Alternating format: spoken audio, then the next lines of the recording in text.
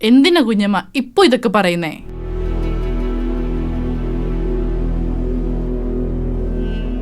എന്റെ മനസാക്ഷിക്ക് എന്ത് ശരിയും തോന്നിയോ അത് ഞാൻ ചെയ്തു. അത് ശരിയാണെന്ന് ഇപ്പൊ കാലം തെളിയിച്ചില്ലേ? ആ, എന്നെ സഹായിച്ചവരുടെ കൂട്ടത്തിൽ വേറൊരാൾ കൂടി ഉണ്ട് കേട്ടോ, അൻസാർക്ക. അത് ശരിയാ കുഞ്ഞമ്മ. അൻസാരിക്കയും വൈഫും ആണല്ലോ കുഞ്ഞമ്മയും ചിറ്റപ്പനും ആദ്യമായിട്ട് വഴക്കുണ്ടാക്കിയപ്പോ അവരെ വീട്ടിൽ കൊണ്ടുപോയി താമസിപ്പിച്ചത്. ആന്ന് മോളെ, അന്ന് അവര് സപ്പോർട്ട് ചെയ്തില്ലായിരുന്നെങ്കിലേ ഞാൻ കുഞ്ഞുങ്ങളുമായിട്ട് പെരുവഴിയിലായി പോയനെ.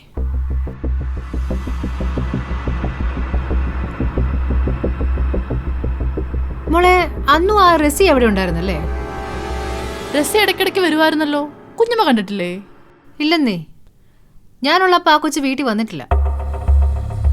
ഞാൻ ഈ റസിയെ കുറിച്ച് അറിയുന്നത് നമ്മൾ ആ ജസ്റ്റിൻ എന്ന് പറഞ്ഞ റാസ്കലിനെ അന്വേഷിച്ച് ബാംഗ്ലൂർക്ക് പോകാനായിട്ട് പ്ലാൻ ചെയ്തില്ലേ, ആ സമയത്താണ് മോള് അവളെ പരിചയമുണ്ടെന്ന് പറഞ്ഞേ.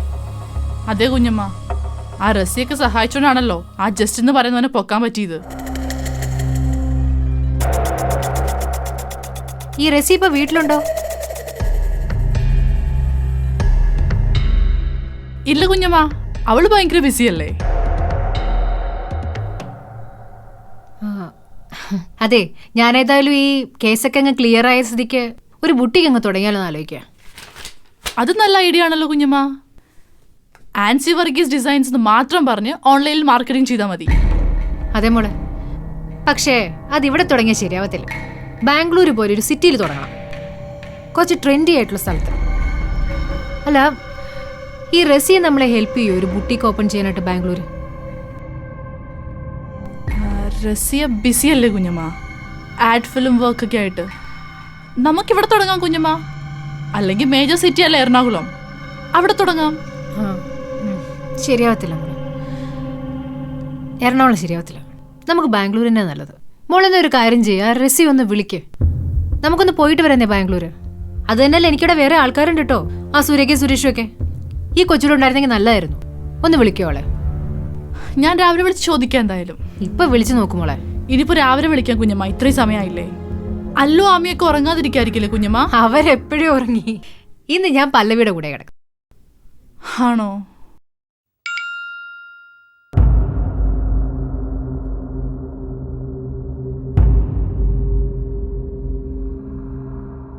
കിടക്കാം.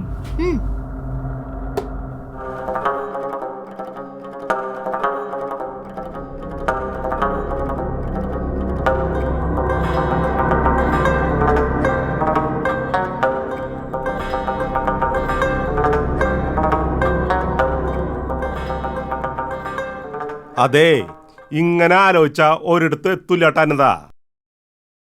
മുൻപില് തുറന്നു കിടക്കണ വഴിയേ നമുക്കുള്ളതാന്ന് അങ്ങോട്ട് വിശ്വസിക്ക, എന്നിട്ട് അതീ കൂടെ അങ്ങോട്ട് നടന്നാ കയറാ.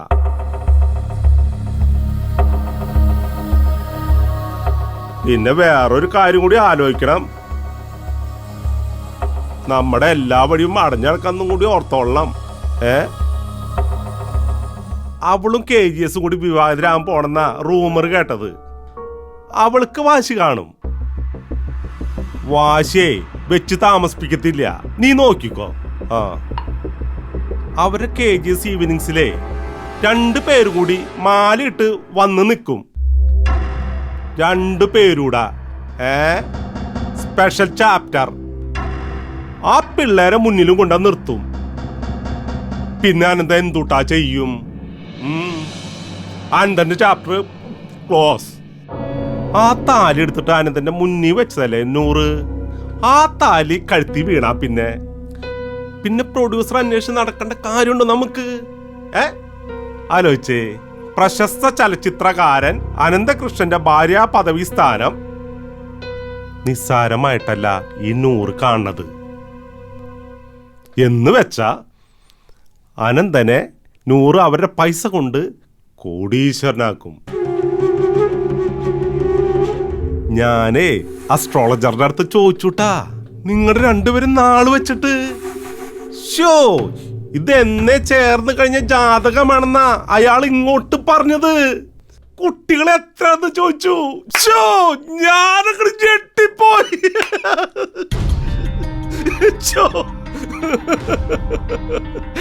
ശരിയാ ബേബി, എല്ലാം തട്ടിമാറ്റി എന്നെ ഇവിടെ കൊണ്ട് എത്തിച്ചതാ. അവളായിട്ട് തന്നെയാ എല്ലാത്തിനും അവസരം ഉണ്ടാക്കി തന്നത്. എന്തായാലും വേണ്ട കാലത്ത് അവളെന്നെ നന്നായി ഉപയോഗിച്ചു, എൻ്റെ പൈസയും. ആ തിരിച്ചറിവ് ഇപ്പോഴല്ല എന്താ നിനക്കുണ്ടായത്? സാറ് ഫ്രീ ആണോന്ന് മാഡം ചോദിച്ചു. അനന്താ ചെല്ലനെന്താ?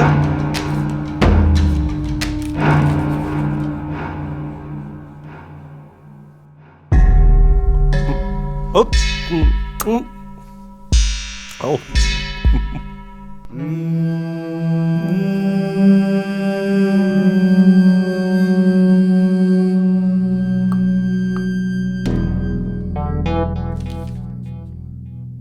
ബേബി ഒരുപാട് നിർബന്ധിച്ചു അല്ലേ? മനസ്സോടെയാണോ അനന്തൻ വന്നത്? ആ മനസ്സ് എവിടെയോ കൈമോശം വന്നതെന്ന് നൂറിനറിയാലോ. ആ മനസ്സ് തിരിച്ചു പിടിക്കാനും നൂറ് തന്നെ ഇടപെടേണ്ടി വന്നു.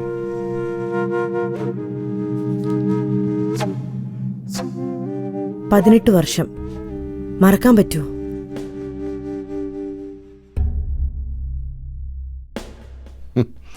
ഓർമ്മകൾ നല്ലതല്ലാത്തതാണെങ്കിൽ ദഹിപ്പിച്ചു കളയണം. പക്ഷേ അത് മനുഷ്യസാധ്യമല്ലല്ലോ. മറക്കാൻ ശ്രമിക്കുന്നതാ ആദ്യം ഓർമ്മയിലേക്ക് വരുന്നത്.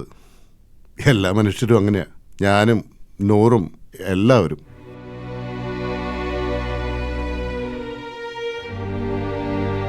പതിനെട്ട് വർഷത്തെ ഭർത്താവിന്റെ റോള്, മക്കളുടെ അച്ഛൻ, അവരുടെ ഗൃഹനാഥൻ, അതൊക്കെ ഉപേക്ഷിച്ച് പുതിയൊരു ജീവിതത്തിലേക്ക് പോണമെന്ന് തീരുമാനിക്കുന്നത് മനഃപൂർവ്വം അല്ല അനന്താ.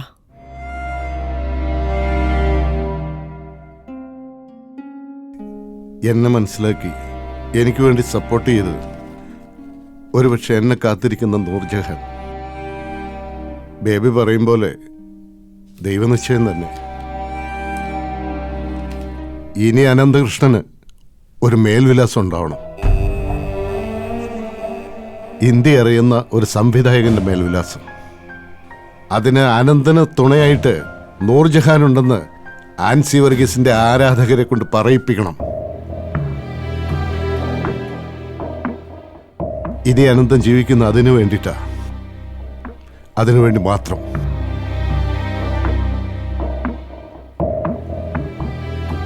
ഇനി എല്ലാം തീരുമാനിക്കേണ്ടത് നൂർജഹാനാണ്. ഈ നിമിഷം മുതൽ അനന്തകൃഷ്ണന്റെ കാര്യങ്ങൾ തീരുമാനിക്കുന്നത് നൂർജഹാനാണ്. അങ്ങനെയല്ല അനന്ത.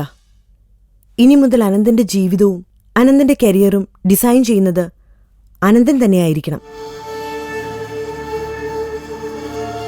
ആ അനന്തന്റെ കൈപിടിച്ചു നടക്കാനുള്ള യോഗ്യത അനന്തൻ ഈ നൂർജഹാന് തന്നാ മതി.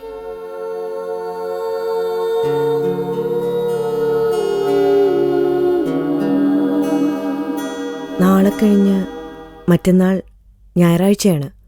മുഹൂർത്തവും നല്ലതാണ്. മീഡിയാസിനെ ഒന്നും പെട്ടെന്ന് അറിയിക്കണ്ട.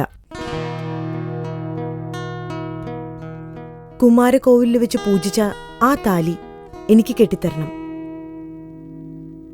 അത് കഴിഞ്ഞറിഞ്ഞാ മതി മീഡിയാസ് എല്ലാം. മതി, അത് മതി.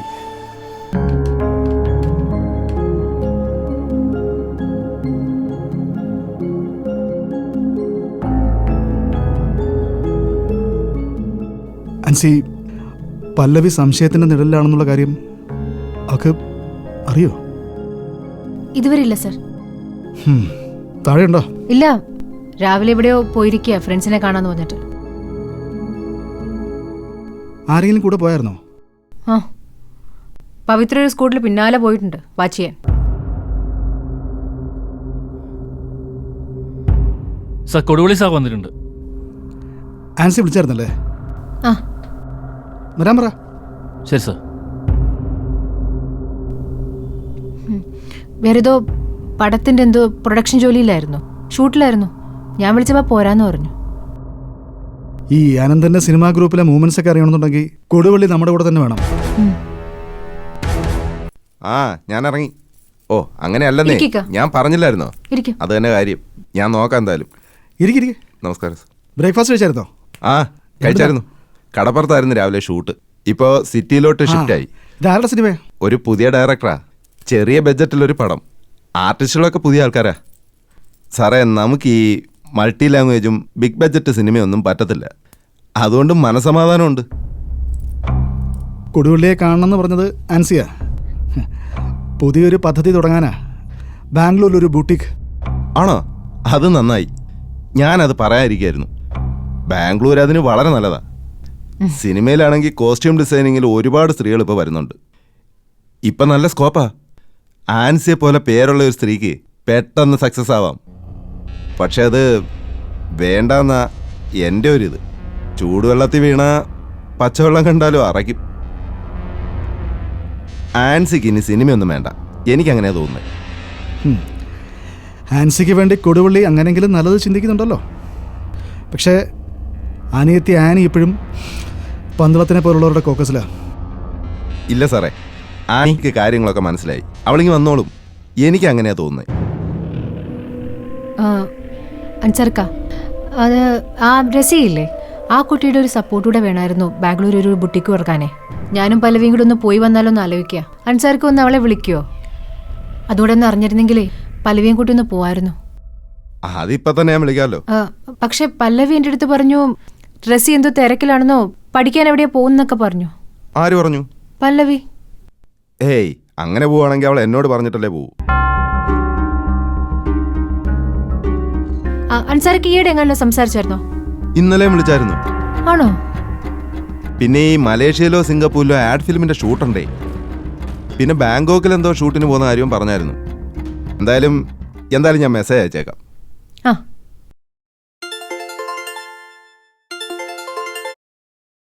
ആ ഞാൻ ഇറങ്ങി. അതിന് അവരുടെ പെർമിഷനൊന്നും വേണ്ട. നിങ്ങൾ തുടങ്ങിക്കോ. എന്തെങ്കിലും ഇഷ്യൂ ഉണ്ടെങ്കിൽ ഞാൻ നോക്കിക്കോളാന്നേ. അതെ, ഞാനൊരു ഇത്തിരി തിരക്കില്ല. റസയ്ക്ക് ഞാൻ മെസ്സേജ് കൊടുത്തോളാം. ഓ ശരിക്കാ. ശരിയെന്നാ, ഞാൻ വിളിച്ചോളാം. ശരി സാറേ. ആയിക്കോട്ടെ.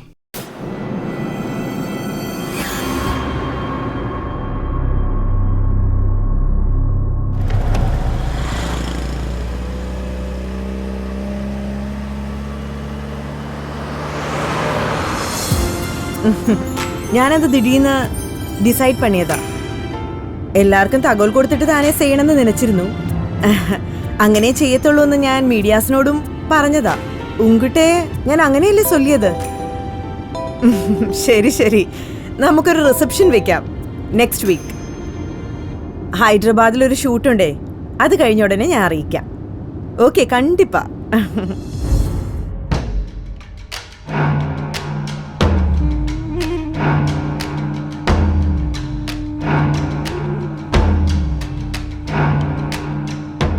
പവി, ആ സർ.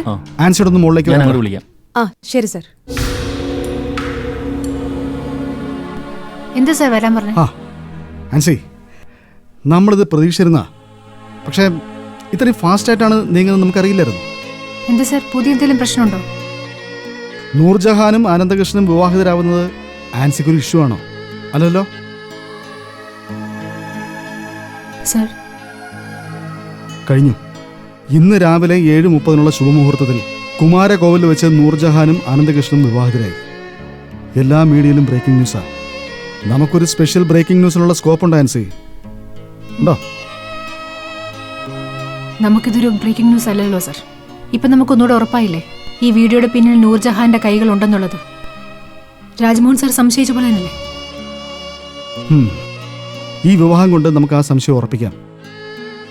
ആൻസി താലി കൊടുത്ത് ആശീർവദിച്ച് പോന്നല്ലേ, പിന്നെ തടസ്സമൊന്നുമില്ലല്ലോ. എന്റെ കുഞ്ഞുങ്ങളുടെ കാര്യത്തിൽ ഇനി ഇടപെടാൻ വരില്ലല്ലോ സർ.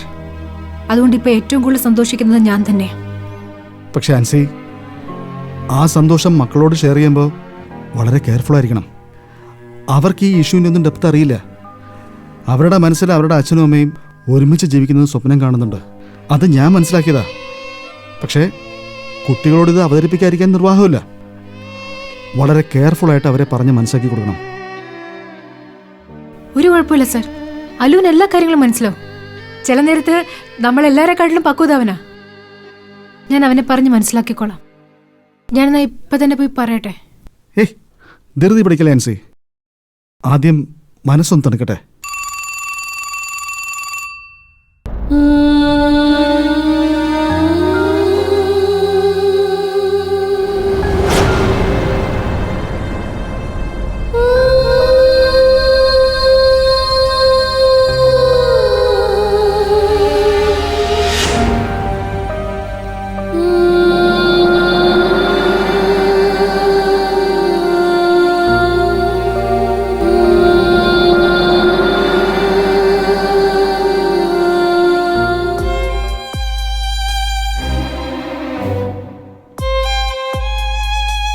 അമ്മ എന്തിനാ അമ്മേ വിഷമിക്കുന്നേ?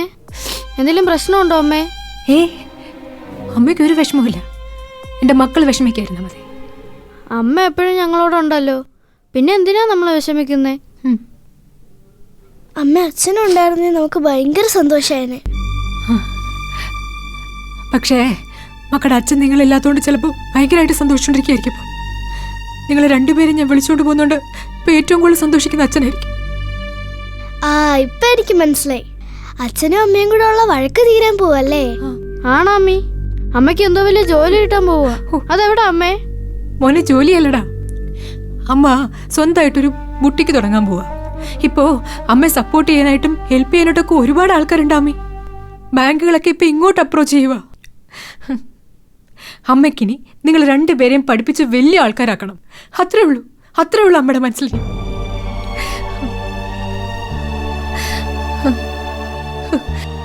നിങ്ങൾ രണ്ടുപേരും ഇനി അച്ഛനെ നോക്കിയിരിക്കണ്ട.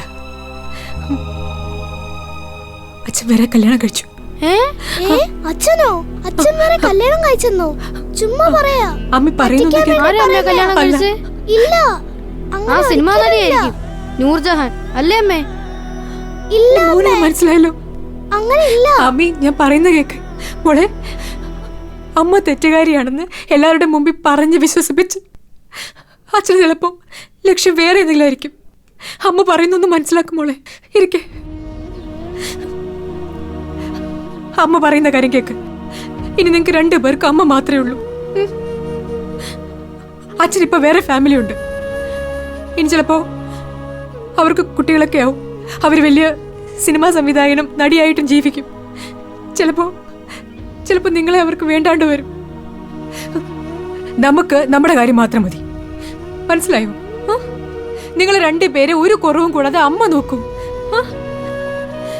അപ്പൊ ഇനി സ്കൂളിൽ ചെല്ലുമ്പോ ടീച്ചർ അച്ഛന്റെ കാര്യം ചോദിച്ചാ നമ്മൾ എന്താ അമ്മ പറയണ്ടേ? അമ്മി, എന്റെ രണ്ട് മകൾക്കും ഇനി അമ്മ മാത്രമേ ഉള്ളൂ ടീച്ചറിന്റെ അടുത്ത് അമ്മ നേരത്തെ പറഞ്ഞേക്കാം. അമ്മയുടെ അടുത്ത് ചോദിക്കത്തില്ല ടീച്ചർ അങ്ങനെ. മനസ്സിലായോ?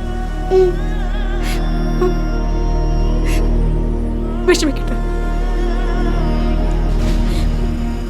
അമ്മയുണ്ട് കേട്ടോ.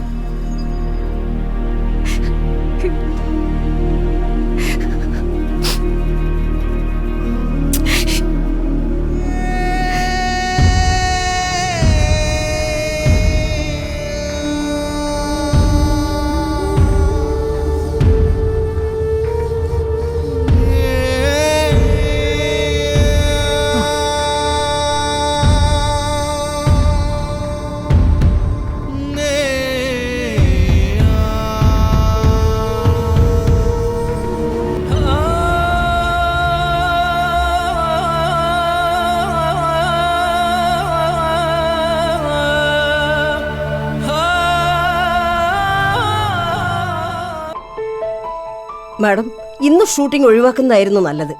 കല്യാണം കഴിഞ്ഞിട്ട് അപ്പം തന്നെ ഷൂട്ടിങ്ങിന് പോവാന്ന് പറഞ്ഞാല് ഇന്ന് ഒരു ദിവസം ഷൂട്ടിംഗ് ഒഴിവാക്കണമെന്ന് ഞാൻ മാഡത്തിനോട് പറയുമായിരുന്നു സാറേ. ഞാനും അത് പറയാനാ വന്നത്. ഷൂട്ടിങ്ങിന് നാളെ പോയാൽ മതിയായിരുന്നു.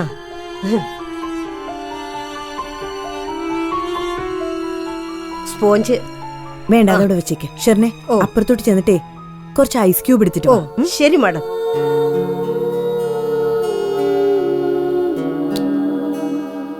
അന്നൊരു ദിവസത്തെ ഷൂട്ടിംഗ് മുടങ്ങിയായിരുന്നല്ലോ, ആ സൈബർ ഓഫീസർ വന്ന ദിവസം.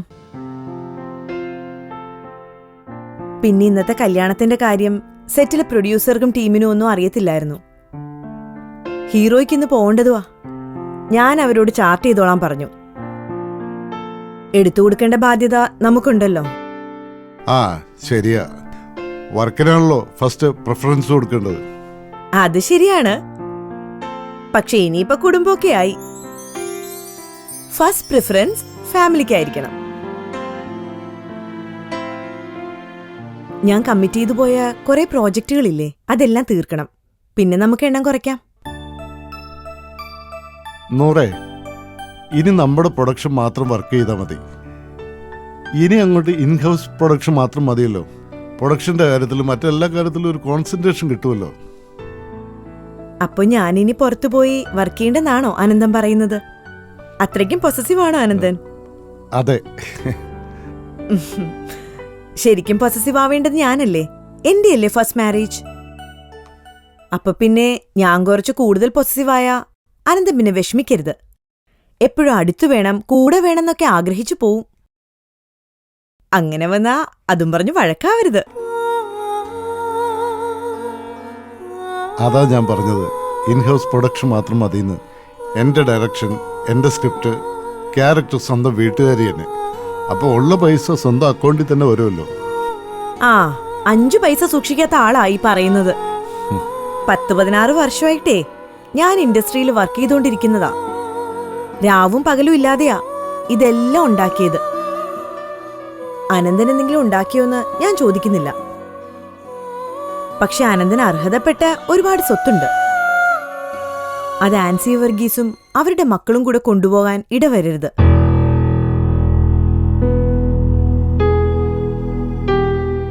അനന്ത, ഇനി ജീവിതത്തിലെ ഒരു വാശിയൊക്കെ വേണം. അനന്തന് ഇത്രയും കാലം ഇല്ലാതിരുന്നതും അതാ. ഉണ്ടായിരുന്നെങ്കിൽ ഇതിനോടകം അനന്തൻ എത്രയോ ഉയരങ്ങളിൽ എത്തിപ്പോയേനെ. എനിക്ക് അടുത്തെത്താൻ പോലും പറ്റാത്ത ഉയരത്തില്. അങ്ങനെ അങ്ങ് ഉയരങ്ങളിലേക്ക് പോയിരുന്നെങ്കിൽ തന്നെ എനിക്ക് തിരിച്ചു കിട്ടില്ലായിരുന്നല്ലോ. എന്നെ തിരിച്ചു കിട്ടാൻ വേണ്ടി അനന്തൻ ഒരുപാട് കഷ്ടപ്പെട്ടു അല്ലേ?